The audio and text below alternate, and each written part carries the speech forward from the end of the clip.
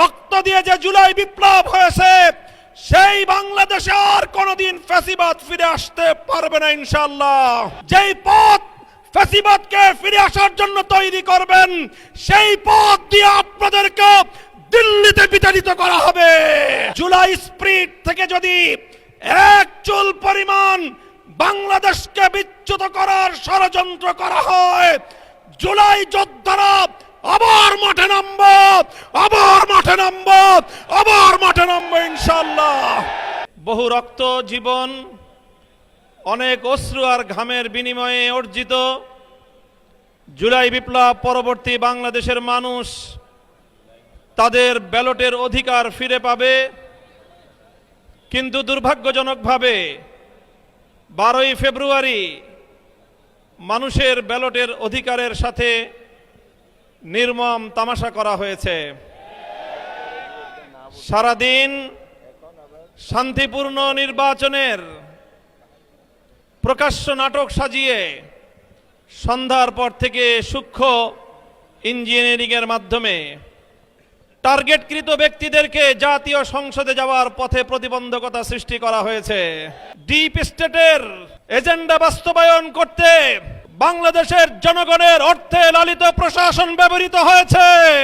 CC, আপনাকে বলতে চাই, আপনার পূর্ববর্তী সিসির পরিণাম থেকে আপনি শিক্ষা গ্রহণ করুন। আমরা যে আপত্তি জানিয়েছি, সঠিক তদন্তের মাধ্যমে জনগণের ব্যালটের অধিকার যদি ফিরিয়ে না দেন, বাংলার মানুষ জোর করে তাদের অধিকার কেড়ে নেবে ইনশাআল্লাহ। আপনাদের এই প্রহসনের প্রতিবাদ করার পর গোটা বাংলাদেশ জুড়ে আমাদের 11 দলীয় নির্বাচনী ঐক্যের নেতা কর্মী সমর্থকদের উপর যেই পৈশাচিকতা চালানো হচ্ছে, আমাদের বোনদেরকে ধর্ষণ করা হয়েছে, আমাদের মা বোনদের শ্লীলতাহানি শুধু নয়, তাদেরকে শারীরিকভাবে লাঞ্ছিত করা হয়েছে, আমাদের বাড়ি ঘরে অগ্নিসংযোগ করে বাংলাদেশে আবার নতুন করে ফ্যাসিবাদ ফিরিয়ে আনবার পায়তারা চালানো হচ্ছে। মনে রাখবেন, রক্ত দিয়ে যে জুলাই বিপ্লব হয়েছে, সেই বাংলাদেশে আর কোনোদিন ফ্যাসিবাদ ফিরে আসতে পারবে না ইনশাআল্লাহ। পুরনো ফ্যাসিবাদীদের সাথে সখ্যতা করে বাংলাদেশের রাজনীতিতে যদি তাদেরকে আপনারা প্রবেশ করবার সুযোগ তৈরি করে দিতে চান, যেই পথ ফ্যাসিবাদকে ফিরে আসার জন্য তৈরি করবেন, সেই পথ দিয়ে আপনাদেরকে দিল্লিতে বিতাড়িত করা হবে। তৃতীয় কথা আমাদের পরিষ্কার, শরীফ ওসমান হাদি সহ প্রতিটি হত্যাকাণ্ডের বিচার করতে হবে। জুলাই বিপ্লবের আকাঙ্ক্ষা বাস্তবায়ন করতে হবে।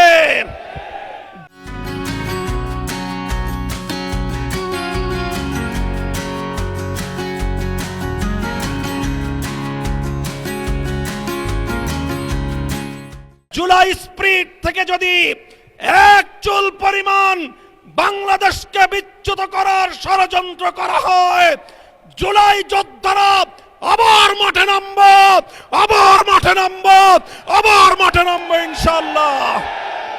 সকলকে ঐক্য এবং সংহত মজবুত করার, আগামী দিনে দেশের মানুষের ভাত এবং ভোটের ন্যায্য অধিকার বাস্তবায়নের লক্ষ্যে চলমান এই সংগ্রামকে মজবুত এবং সংহত রাখার উদাত্ত আহ্বান জানাই। নাসরুম মিনাল্লাহি ওয়া ফাতহুন করিব।